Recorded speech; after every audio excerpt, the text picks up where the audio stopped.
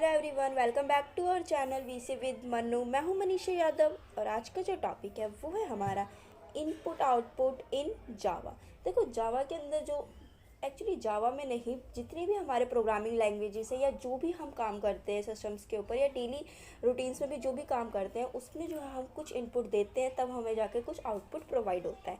And किसी भी programme को लिखने के लिए हमें इनपुट आउटपुट दोनों की ज़रूरत होती है, बिकॉज जब तक हम इनपुट प्रोवाइड नहीं करेंगे तब तक जो है वो सिस्टम स्क्रीन पे आउटपुट डिस्प्ले नहीं करवाएगी। तो इनपुट आउटपुट देखो one of the most important topic है आज का, तो इसलिए थोड़ा सा ध्यान से पढ़ेंगे।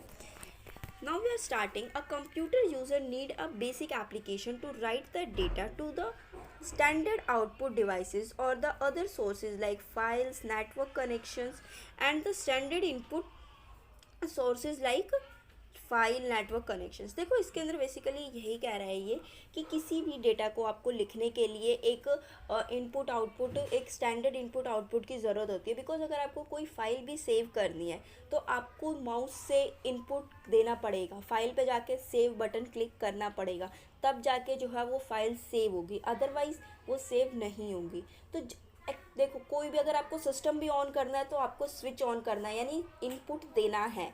इनपुट जब तक आप नहीं दोगे तब तक वो यूज़लेस है। ओके, तो बेसिकली यही वर्क करता है हमारा जावा के अंदर कि भाई जब तक कोई इनपुट नहीं होगा, कोई स्टैंडर्ड एक वैल्यू नहीं प्रोवाइड करी जाएगी यूज़र के थ्रू, तब तक कोई भी प्रोग्राम जो है वो वर्क नहीं करेगा एंड देन वो प्रोग्राम बनेगा ही नहीं। In Java we can deal with the different kinds of data. देखो, जावा के अंदर है ना बहुत डिफरेंट काइंड्स ऑफ डेटा के साथ जो है हम डील करते हैं। फर्स्ट वन जो है बाइट्स, आप लोगों ने सुन रखा होगा, bytes, primitive data types and objects. देखो, इन जो ये टाइप्स है ना, और बहुत टाइप्स होते हैं, डिफरेंट टाइप्स होते हैं जिनके साथ जो हम जावा के अंदर वर्क करते हैं। Now the input output basic. देखो, ऐसा क्या है कि भाई इनपुट आउटपुट हमें यूज़ ही करना है, बाकी चीज़ें हम साइड पर रखते हैं कि हम इनपुट देंगे तो आउटपुट मिलेगा हमें, ये सारी चीज़ें ठीक है, ये सारी चीज़ें होती हैं, बट एक्चुअल में क्यों यूज़ करना है? The purpose of programming is to enable the communication between the user and the computer. देखो, इनपुट आउटपुट क्या है कि एक यूज़र, लाइक मैं यूज़र हूँ, एंड द कंप्यूटर के बीच में एक कम्युनिकेशन जो होता है ना, वो सिर्फ इनपुट आउटपुट की वजह से ही हो सकता है। लाइक हम ये बोलते हैं कि जो हमारी कंप्यूटर सिस्टम्स होते हैं उनको जो है नॉर्मल लैंग्वेज, लाइक जैसे हम बात कर रहे हैं, वो हिंदी, इंग्लिश, गुजराती, मराठी लैंग्वेज समझ नहीं आती है, उन्हें क्या है, कोड्स समझ में आते हैं। कोड्स क्या होते हैं, 101 के फॉर्म में कोड्स होते हैं, वो कंप्यूटर को समझ में आते हैं, बट ये कोड्स हमें तो नहीं समझ आते ना। तो हम क्या करते हैं, हम कंपाइलर्स का यूज़ करते हैं, जो कि हमारे जो टेक्स्ट होते हैं, जो इंग्लिश वाले नॉर्मल टेक्स्ट लिखते हैं, लाइक मैंने जो है ऑन लिखा, तो ऑन जो है सिस्टम वो 101 की, लाइक 101 के फॉर्म में उसे समझ में आएगा, देन वो प्रोसेस करेगा। और देखो, ये प्रोसेस ना बहुत ही जल्दी इसलिए होता है बिकॉज बहुत माइक्रो सेकेंड्स लगते हैं, इसलिए हमें पता ही नहीं चलता। हमने यहाँ एंटर किया और वहाँ जो है स्क्रीन पे सामने जो हमारा आउटपुट डिस्प्ले हो गया। तो देखो, बेसिकली हमारा जो इनपुट आउटपुट है एक कम्युनिकेशन प्रोवाइड कराता है किसी भी यूज़र और सिस्टम के बीच में। The software developed it's use for carrying out the desire task. देखो, हमारा कोई भी सॉफ्टवेयर डेवलप करते हैं तो हमारे बहुत सारे टास्क को परफॉर्म कर सके, इस वेज को देख के करते हैं। लाइक मान लो कि अगर मैंने एक सॉफ्टवेयर डेवलप किया, वो 1 या 2 काम ही परफॉर्म करवा रहा है, तो उस सॉफ्टवेयर का फ़ायदा क्या, वो तो मैं भी कर सकती थी ना भाई। ठीक है, थोड़ा सा टाइम लगेगा बट हो सकता है। तो किसी भी सॉफ्टवेयर को या कोई भी, हम देखो कोई भी सॉफ्टवेयर डेवलप करते हैं तो वो इसीलिए डेवलप करते हैं ताकि जो है हमारे एक तो टाइम बच सके एंड देन हम मल्टीपल टास्क जो है वो परफॉर्म कर सकें। The software perform specified task using the supplied data. देखो, जो भी हमारा डेटा हम सप्लाई करते हैं एक सिस्टम से दूसरे सिस्टम के अंदर, या एक फ़ाइल से दूसरे फाइल में कोई भी डेटा ट्रांसफ़र करते हैं ना, तो उसके अंदर जो होता है हमारा जो सॉफ्टवेयर्स होते हैं ना, बहुत ही इंपॉर्टेंट रोल प्ले करते हैं। बिकॉज किसी भी, लाइक फाइल भी आपको ट्रांसफ़र करनी है तो एक फ़ाइल ट्रांसफ़र प्रोटोकॉल करके सॉफ्टवेयर है, उसको यूज़ करना पड़ेगा, देन आप कोई फ़ाइल जो है वो दूसरे बंदे को ट्रांसफ़र कर सकते हो, अदरवाइज़ वो फ़ाइल ट्रांसफ़र नहीं होगी। देखो, इसका one of the best example जो है ना वो ये है कि आप कोई भी, मान लो आप डिपार्टमेंटल स्टोर में जाते हो, कुछ परचेज़ करते हो, तो उसके अंदर देखो अब बहुत सारे डिपार्टमेंटल स्टोर्स में ये हो गया है कि उन पे ना कोड्स लिखे हुए रहते हैं। लाइक आपने कोई चिप्स, कुरकुरे या फिर कोई क्लोथ परचेज़ किया आपने, तो उस पर क्या है कि कोड्स लिखे हुए रहते हैं। जस्ट आपको बिल काउंटर पे जाना है और वो क्या करते हैं, जो बिलिंग काउंटर वाले जो बंदे होते हैं वहाँ पे, जो वो क्या करते हैं कि जस्ट आपका कोड स्कैन करते हैं। कोड जो उस पर टैग्स लगे रहते हैं ना, उन पर कोड या कोई बार कोड ऐसे होता है, तो वो स्कैन करते हैं एंड जस्ट वो जो है आपका बिल प्रिंट होके आ जाता है। तो ये क्या है, इसका जो एग्जांपल जो है ना, one of the best example है कि भाई किसी भी बार कोड के थ्रू या किसी कोड के थ्रू जो है वो पूरा वर्क कर रहा है। तो ये क्या है, एक सिस्टम सॉफ्टवेयर है। अब सॉफ्टवेयर में देखो कोड भी लिख सकते हो, आप स्कैन भी कर सकते हो, बहुत सारे ऑप्शंस प्रोवाइड कराए जाते हैं। तो ये पूरा टेक्स्ट जो है ये वही है जो मैंने अभी आपको बताया। तो ये टेक्स्ट जो है आप इसको देखो कैसे जो है आप अपनी लैंग्वेज में लिख सकते हो। ज़रूरी नहीं है कि मैंने एक डिपार्टमेंटल स्टोर का एग्जांपल दे दिया तो आप यही लिखोगे, नो, आप हॉस्पिटल्स वगैरह का, रेलवे स्टेशंस वगैरह का भी एग्जांपल इसके अंदर लिख सकते हो। देन सोशल मीडिया वगैरह का एग्जांपल भी लिख सकते हो। देखो सोशल मीडिया भी एक ऐसा प्लेटफॉर्म है जहाँ पे आपको बहुत सारी चीज़ें प्रोवाइड कराई जाती हैं। लाइक आप वहाँ से परचेज़ कर सकते हो, सेल कर सकते हो कोई चीज़, ठीक है। एंड देन अब तो रील्स वगैरह भी, पोस्ट वगैरह भी, बहुत सारी चीज़ें हो रही हैं। तो देखो एक ही सॉफ्टवेयर है हमारा, एक ही प्लेटफॉर्म है, उस पर हम कितनी सारी चीज़ें जो है परफॉर्म कर रहे हैं। तो यही हुआ, ये एक तो देखो टाइम भी वहाँ से बच जाता है, लाइक कोई रील भी पोस्ट कर रहा है कोई, तो हमें क्या है एक ही साथ बहुत सारा डेटा वहाँ से मिल जाता है। Next, the input refers to the flow of data into a program and output means the flow of data out of the programme.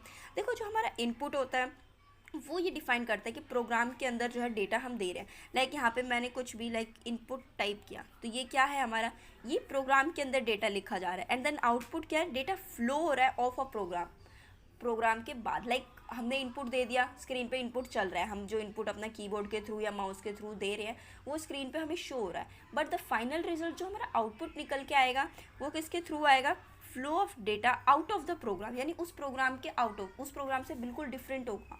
ऐसे नहीं कि हमने वो प्रोग्राम लिखा है तो हमारा वही प्रोग्राम जो है वो आपस आउटपुट के अंदर आ जाएगा। नो, जो हमारा इनपुट होता है और जो हमारा आउटपुट होता है दोनों में बहुत डिफरेंस होता है।